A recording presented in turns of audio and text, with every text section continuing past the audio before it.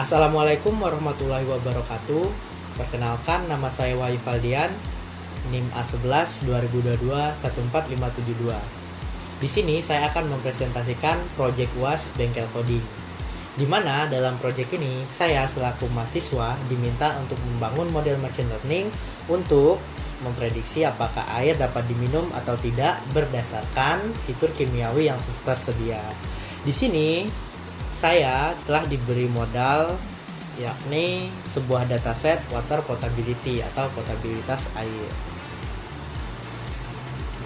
Baik, saya akan menjelaskan kode yang pertama, di mana kode ini kita gunakan untuk mengimpor berbagai library yang akan kita gunakan dalam proyek ini, di mana Pandas untuk memanipulasi dan memuat dataset, lalu ada Matplotlib dan Seaborn untuk visualisasi data seperti grafik dan boxplot, lalu ada sklearn untuk pembagian data, pelatihan model dan evaluasi model. Lalu ada juga resample untuk menangani ketidakseimbangan kelas dalam dataset. Pada kode yang kedua di sini kita memuat dataset atau mengolah dataset dari file water potability. Di sini kita juga menampilkan 5 baris pertama dari dataset. Hal ini berguna untuk menyediakan gambaran awal tentang struktur dataset yang akan kita gunakan untuk memprediksi potabilitas air.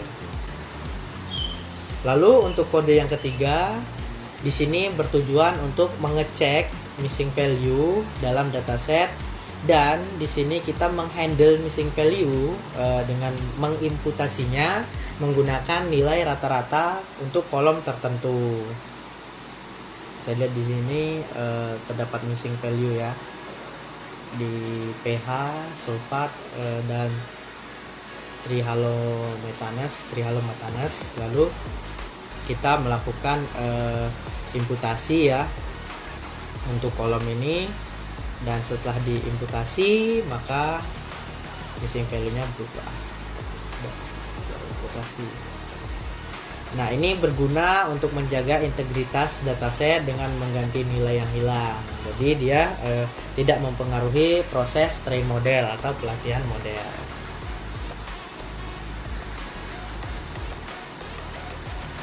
Lalu untuk kode yang keempat, di sini kita diminta untuk memvisualisasi outlier dan data distribusi, di mana ini menggambarkan boxplot untuk setiap kolom fitur untuk mendeteksi adanya outlier.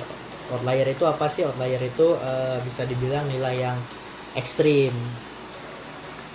Lalu berguna untuk memahami distribusi data dan memastikan tidak ada data yang outlier yang bisa mempengaruhi model. Nah, di sini distribusi of potability-nya itu dia tidak seimbang antara not potable dan potable, di mana not potable lebih tinggi dibandingkan dengan potable. Lalu bagaimana sih cara mengatasinya? Cara mengatasinya itu kita melakukan resampling data. Nah, ini kodenya, dimana kode-kode ini atau resample data ini bertujuan untuk menyeimbangkan kelas target atau potability, karena data awalnya itu memiliki ketidakseimbangan antara not potable dan potable. Lalu berguna untuk oversampling kelas minoritas untuk memastikan bahwa model itu belajar secara adil dari kedua kelas. Nah, ini setelah kita lakukan sampling.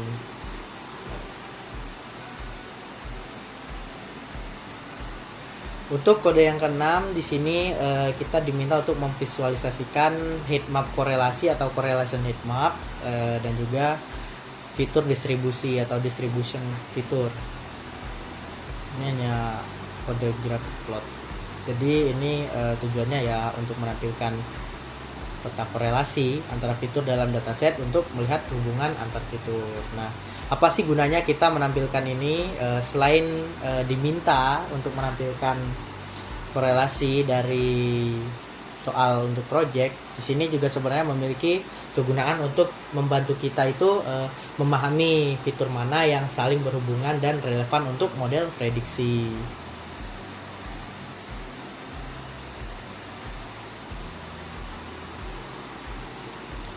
Kita lanjut untuk kode yang ketujuh atau step 6. Nah, di sini kode yang ketujuh ini kita itu membagi datanya atau mempersiapkan data untuk modeling, di mana kita memisahkan data menjadi fitur X, lalu membagi dan juga target sebagai Y. Nah, di sini X-nya dalam dataset, semua dalam dataset kecuali portability, dan untuk targetnya itu portability. Lalu ini berguna untuk menyiapkan data untuk train model atau pelatihan model dan memastikan bahwa modelnya dapat dievaluasi dengan data. Lalu normalisasi dilakukan untuk meningkatkan performa.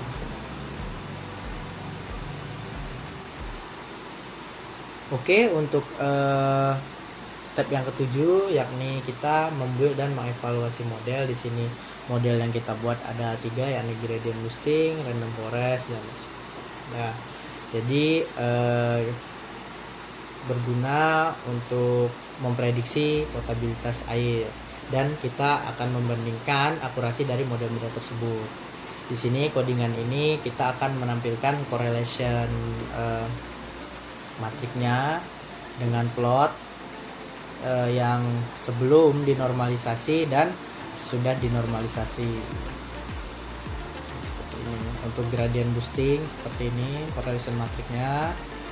Untuk yang setelah dinormalisasi seperti ini. Untuk random forest ini yang sudah dinormalisasi, dan untuk SPN.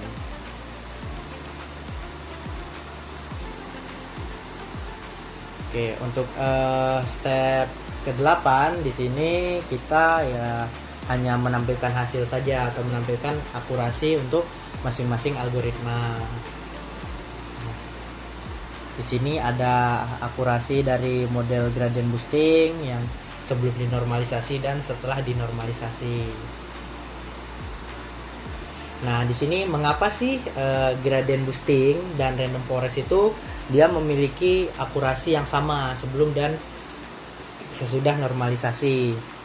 Nah, jadi gradient boosting dan random forest ini merupakan model yang berbasis pohon keputusan. Nah, jadi gradient boosting ini dia tidak sensitif terhadap skala data. Artinya fitur tidak memerlukan normalisasi untuk mempengaruhi performa model. Maka dari itu normalisasi tidak berdampak pada akurasi maupun matrik kebingungan. Nah, untuk random forest jadi dia itu mengevaluasi split data berdasarkan ranking fitur, bukan nilai numerik yang absolut. Nah, makanya normalisasinya tidak terlalu berdampak pada performa model. Nah, sedangkan untuk SVM ini dia sangat sensitif terhadap skala fitur karena algoritmanya bekerja berdasarkan jarak antara data atau biasa disebut margin. Nah, normalisasi ini dia memastikan semua fitur memiliki kontribusi yang seimbang dalam menentukan hyperplane sehingga performa meningkat signifikan. Jadi gradient boosting ini juga memiliki keunggulan, yakni dia dapat mengatasi berbagai jenis data dan hubungan nonlinear dengan sangat baik. Namun keterbatasannya itu rentan terhadap overfitting jika tidak disetel dengan baik. Nah, untuk random forest dia memiliki keunggulan cenderung lebih tahan terhadap overfitting, terutama dengan dataset yang besar. Namun keterbatasannya modelnya itu bisa menjadi lebih besar dan sulit untuk diinterpretasi jika jumlah pohon yang digunakan sangat banyak. Lalu untuk SVM dia keunggulannya efektif untuk data dengan dimensi tinggi, namun keterbatasannya tidak bekerja dengan baik pada dataset besar atau dengan banyak data noise. Nah, lalu di sini yang manakah yang paling baik? Tentu rekomendasi yang akan saya gunakan untuk membangun prediksi atau aplikasi untuk air layak minum atau tidak tentu adalah Random Forest. Karena Random Forest itu memiliki akurasi yang lebih tinggi dibandingkan gradient boosting dan SVM. Lalu Random Forest ini juga lebih stabil dalam hal akurasi dan tidak rentan terhadap overfitting kalau kita bandingkan dengan gradient boosting.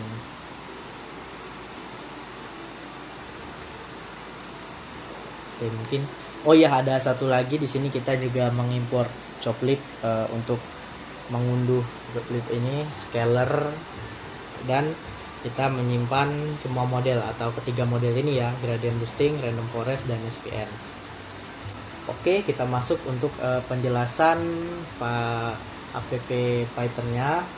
Di sini seperti biasa kita import libraries, di mana ada Streamlit. Ini digunakan untuk membangun aplikasi web, di mana deployment-nya itu jika bisa mendeployment secara online mendapatkan nilai. Jadi kita menggunakan sesuai dengan ketentuan, yakni deployment menggunakan Streamlit.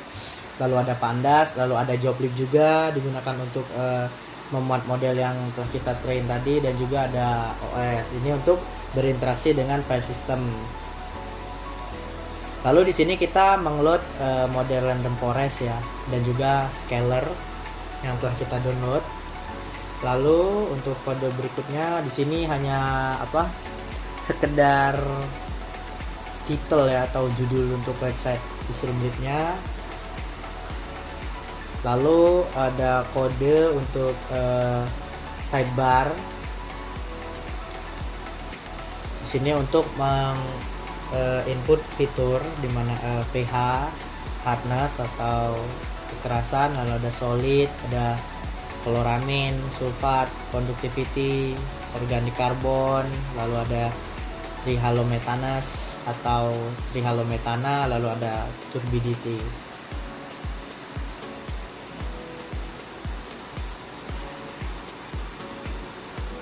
Di sini kita menggabungkan input pengguna ke dalam data frame. Nah, data yang telah dimasukkan pengguna atau yang diinput pengguna itu dikumpulkan dalam sebuah data frame.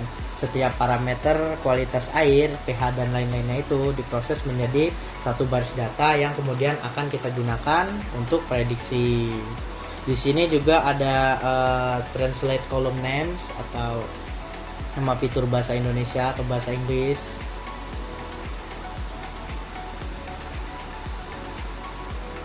Di sini digunakan untuk mengonversi nama kolom dari bahasa Indonesia, misalnya tingkat pH menjadi bahasa Inggris, jadi pH. Ini diperlukan karena model yang dilatih itu menggunakan fitur dalam bahasa Inggris. Oke, dilanjutkan dengan menormalisasi input pengguna menggunakan scaler yang telah kita simpan. Lalu ini untuk membuat prediksi menggunakan model Random Forest-nya. Ini digunakan untuk memprediksi apakah air tersebut aman untuk dikonsumsi berdasarkan data input yang sudah dinormalisasi. Lalu di sini kita akan display prediction result atau menampilkan hasil prediksinya. Berdasarkan hasil prediksi, aplikasi ini akan menampilkan apakah air tersebut dapat diminum atau tidak. Lalu di sini ya menampilkan probabilitas prediksinya jika ada. Oke, kita langsung saja masuk ke aplikasinya. Ini sudah saya deploy menggunakan Streamlit Cloud ya.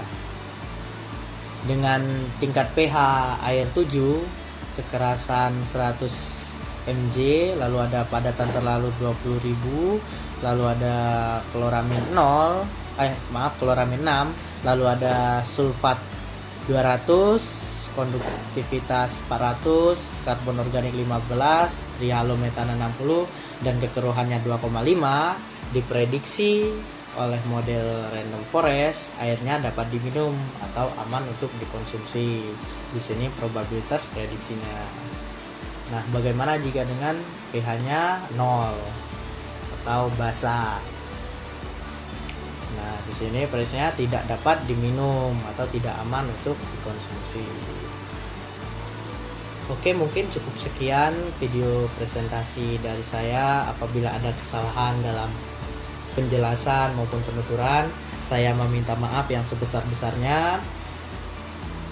Dan juga saya ucapkan terima kasih untuk Kak Nopal dan Kak Talita atas bimbingannya selama ini yang telah membuat saya makin mendalami tentang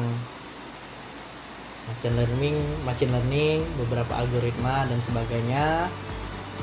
Sekali lagi saya mohon maaf apabila ada kesalahan kata ataupun penjelasan yang kurang benar atau kurang baik. Saya mohon maklum. Cukup sekian saya akhiri. Wabillahi taufiq wal hidayah. Wassalamualaikum warahmatullahi wabarakatuh.